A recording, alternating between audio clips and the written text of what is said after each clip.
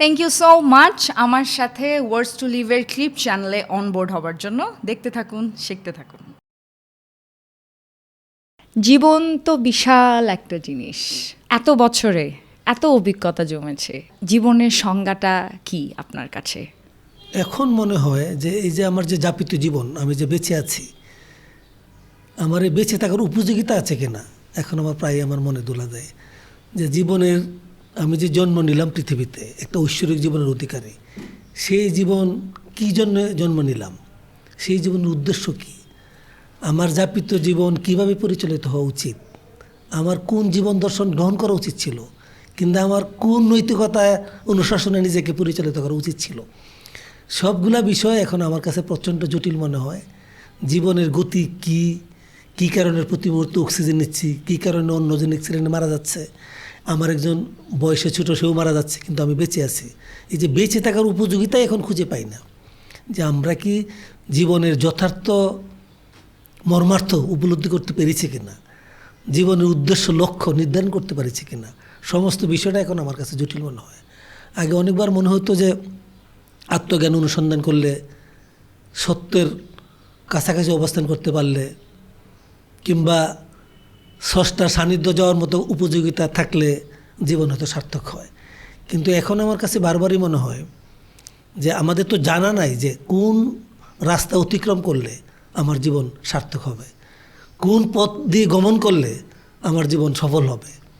না জানার মধ্যে দিয়েও আমাদের যে উপলব্ধি দিয়ে চলছি সেটা হচ্ছে যে জীবনকে যদি সত্যের মধ্য দিয়ে প্রবাহিত করা যায়, জীবনকে যদি ভালোবাসার মধ্য দিয়ে প্রবাহিত করা যায়, জীবনকে যদি নৈতিকতার মধ্য দিয়ে প্রবাহিত করা যায়, তাহলে হয়তোবা জীবনের কিছুটা সৌন্দর্য, আত্মার কিছুটা সৌন্দর্য, জীবনের কিছুটা আলোকময় জীবন হয়তো পেতে পারি। কিন্তু আমরা জীবনকে কি সবসময় সত্যের মধ্যে দিয়ে প্রবাহিত করছি?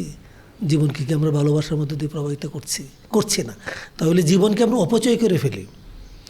জীবনকে আমরা যে ঐশ্বরিক জীবনের অধিকারী, সেই জীবনকে যে পথে চালিত করা উচিত, যেভাবে পরিচালিত করা উচিত, যেভাবে মানুষের সাথে মানুষের ভালোবাসার বন্ধনে আবদ্ধ হওয়া উচিত, যেভাবে মানুষকে সম্মান করা উচিত, বিনয়ী হওয়া উচিত, হয়তো আমরা সেই জায়গাটা শিফট করে ফেলছি।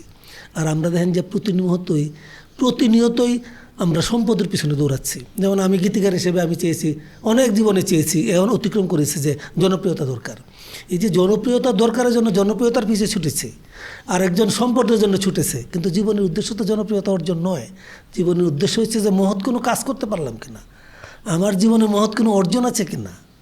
আমরা মহৎ কাজটাকে জীবনটাকে আমরা সম্পদের কাছে নিয়ে গিয়েছি, জীবনটাকে আমরা জনপ্রিয়তার কাছে নিয়ে গিয়েছি। সুতরাং জীবনকে সবসময় আমরা পরিত্যক্ত করে ফেলি।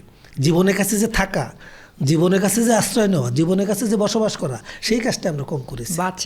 বাঁচা, হ্যাঁ, এবং নিজের কাছে যে বাঁচতে হয়, আমরা সবসময় মনে করেছি যে সম্পদে আমাকে বাঁচিয়ে রাখবে। কোন সম্পদ? আমার বাড়ি লাগবে। আমরা প্রতিযোগিতায় সবসময় প্রতিযোগিতা অবতীর্ণ করেছি। দেখেন, একজন বিশ্ববিখ্যাত দার্শনিক লাও ত্সে, চীনের, উনি বলছিলেন যে আমি কোনো প্রতিযোগিতায় যাই না। যে কেন যাই না? যা হেরে যাওয়ার ভয়ে নয়, যে পৃথিবীতে এমন কিছু নাই যার সাথে প্রতিযোগিতা করা যায়। আমি পৃথিবীর কোনো কিছুকেই প্রতিযোগিতার উপযোগী মনে করি না, কিন্তু আমরা প্রতি মুহূর্তেই প্রতিযোগী। যে পিঙ্কির এটা আছে, আমার নাই, তার 10টা বাড়ি আছে, আমার 10টা বাড়ি নাই, তার ভালো গাড়ি আছে, আমার ভালো গাড়ি নাই। অর্থাৎ প্রতি মুহূর্তে আমরা প্রতিযোগিতায় চলে যাচ্ছি। পৃথিবীটা প্রতিযোগিতার কোনো বিষয় না, আমরা জীবনকে প্রতিযোগিতামূলক করে ফেলেছি।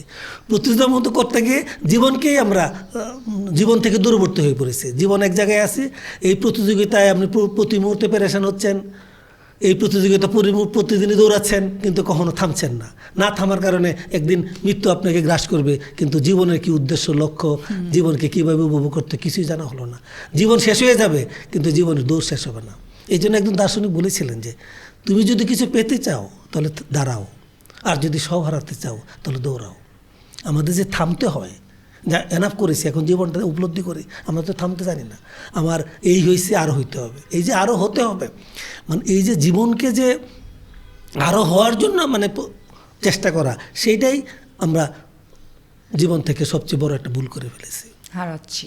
আমরা সবচেয়ে জীবনকে হারাচ্ছি। বাঁচতে হবে এই জিনিসটাই ভুলে যাচ্ছে। এবং জীবনের সাথে যে বাঁচতে হয়, আমরা দেখেন এখন সবসময় ভবিষ্যতে বাঁচি, আমার একটা বাড়ি হবে। যেমন আপনি ভাবতেছেন যে পিঙ্কি একদিন খুব বড় হবে, আপনি বাংলাদেশে বড় উপস্থাপিকা হবেন, বড় শিল্পী হবেন, এই যে ভবিষ্যতে বাঁচতেছেন বড়, আজকে যে বেঁচে আছেন সেটা উপলব্ধি করছেন না। আমার একদিন গাড়ি হবে, আমি একদিন বড় হব, ওটা সব ভবিষ্যতে হবেন। কিন্তু আমার যে আজকে বর্তমানটা যে আমার জীবন, এই জীবন যে আমার 1 মিনিট পরে যে জীবন সমাপ্তি ঘটে যেতে পারে, এটা কিন্তু আমি উপলব্ধি করছি না। তাহলে আমরা প্রতিদিনটাই হারিয়ে ফেলছি, আমরা বর্তমানটাকে হারিয়ে ফেলি, আর ভবিষ্যতের আশায় বর্তমান নষ্ট করে ফেলছি। সুতরাং জীবন উপলব্ধি করতে পারি না। এখন এসে যখন মনে হচ্ছে যে জীবনকে উপলব্ধি করা যায়, জীবনের কাছে আশ্রয় নেওয়া যায়, জীবনের প্রশ্রয়ে থাকা যায়, জীবনের ছায়াতলে মানে আনন্দ নেওয়া যায়, যখন বুঝতে পেরেছি তখন মনে হচ্ছে যে জীবন শেষ প্রান্তে চলে এসেছে। Subscribe to Words to Live and don't forget to press the bell icon.